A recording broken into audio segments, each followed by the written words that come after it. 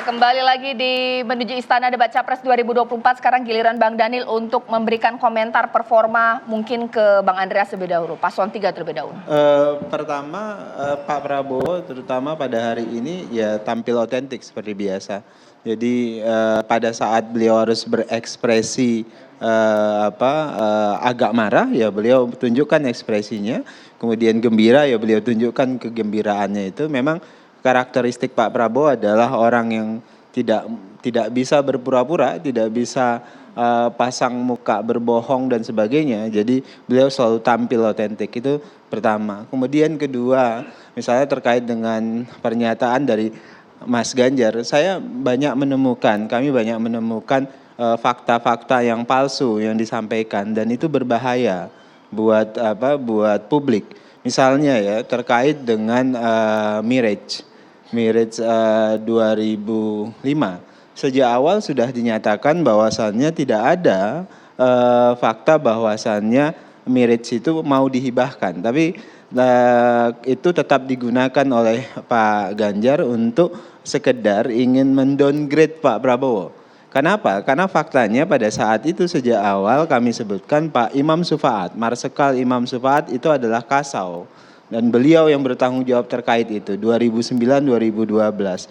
Beliau menyatakan tidak ada rencana hibah dari Qatar. Itu pertama. Kemudian kedua, kami juga langsung mengecek kepada Qatar bahwasannya apakah ada hibah yang dirancangkan oleh Qatar pada tahun itu. Mereka juga menyebutkan tidak ada. Jadi bagi kami menggunakan data dan fakta palsu itu berbahaya, apalagi hanya sekedar untuk menjatuhkan incumbent sebutlah begitu. Jadi menurut saya ini yang tidak pantas ditunjukkan dan dipertontonkan kepada rakyat Indonesia. Kalau Pak Kedua, Mas Anies ini lebih banyak lagi. Jadi bagi saya Mas Anies kehilangan otoritas untuk bicara tentang etik dan moral. Karena apa yang dilakukan oleh Mas Anies hari itu, hari ini kita nggak bicara rekam jejak beliau yang memang bagi saya sudah kehilangan otoritas etik dan moral. Pada hari ini juga beliau menunjukkan memang beliau sangat kehilangan otoritas etik dan moral, apalagi bicara itu. Dari mana saya menilai itu? Pertama, Anda lihat ini Tempo itu mengecek fakta. Misalnya Tempo hari ini menemukan, Mas Anies menyebutkan ada belanja Kemhan 700 triliun belanja alutsista bekas. Itu adalah kebohongan yang teramat sangat dipertontonkan Mas Anies untuk sekedar mau menjatuhkan Pak Prabowo. 2023 yang namanya anggaran Kemhan itu 131 triliun. Yang dibelanjakan untuk alutsista itu ada sekitar 30 triliun. Dari mana data yang menyatakan 700 triliun dibelanjakan untuk alutsista bekas? Sekali lagi menggunakan data palsu, menyebarkan hoak untuk sekedar memfitnah dan menjatuhkan orang lain, orang yang selama ini punya komitmen terhadap bangsa dan negara, itu tentu adalah tindakan yang haus kekuasaan tapi abai etika. Kedua, coba Anda perhatikan. Mas Anies secara terbuka menyatakan tidak ada yang rahasia dalam pertahanan. Itu pernyataan yang sangat berbahaya untuk Indonesia. Ada yang tidak rahasia, ada yang rahasia tentu. Dan Pak Prabowo tahu persis seperti disampaikan oleh Mas Sukamta dan Bang Andreas. Ada yang rahasia dan ada tidak. Ketiga, yang ini juga enggak kalah berbahaya. Misalnya ya, Pak Prabowo sejak awal menyatakan dalam diplomasi internasional yang harus kita tunjukkan di awal itu adalah advantage-nya kita. Kita kuat ekonomi, kita kuat pertahanan, kita kuat sosial budaya dan sebagainya.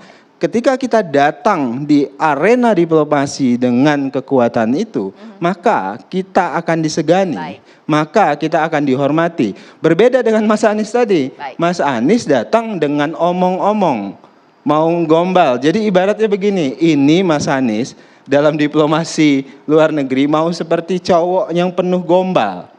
Jadi datang ke pacarnya atau calon istrinya dengan ngomong, saya akan mensejahterakan Anda. Saya akan bikin ekonomi kita lebih baik. Jangan khawatir deh, saya punya mobil. Ternyata dompetnya kosong. Ternyata nggak punya kerjaan, jadi cuma gombal dan omong-omong. Nggak Baik. bisa begitu dalam diplomasi. Oke, itu Baik, catatannya dari ya. Bang Daniel ya. Oke. Semuanya sudah adil ya memberikan komentar. Karena tadi sempat disampaikan juga mengenai alutsista, ini kami akan putarkan kembali cuplikan debat capres tadi yang mengutamakan atau yang mengeluarkan statement mengenai alutsista.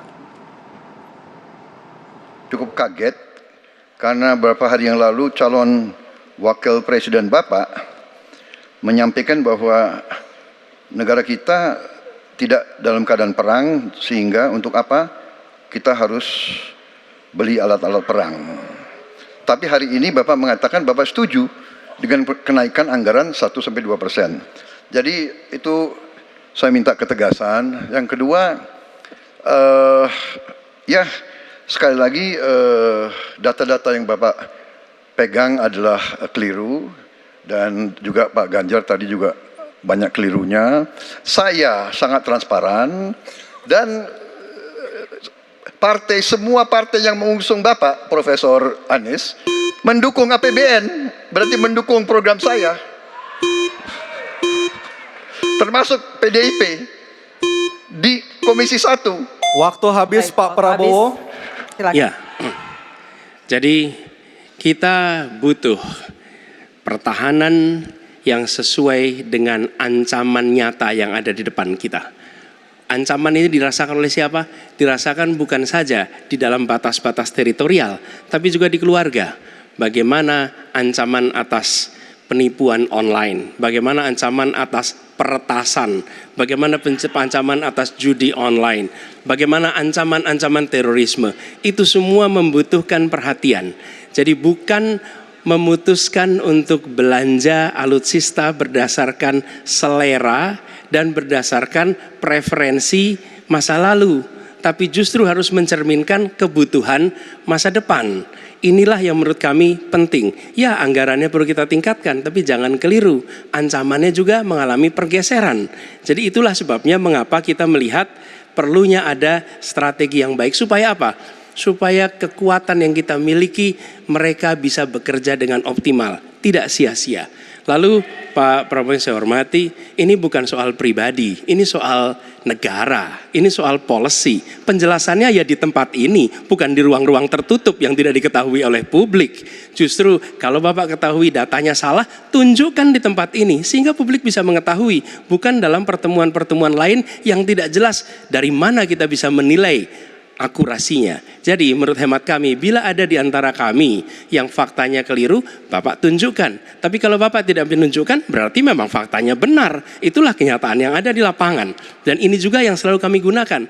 Kami gunakan fakta-fakta itu. Itulah sebabnya, Pak, kami melihat penting sekali untuk kita tenang, dingin, jangan emosional dalam menghadapi persoalan-persoalan kenegaraan, dalam menghadapi persoalan-persoalan pertahanan. Demikian jawaban kami. Terima kasih.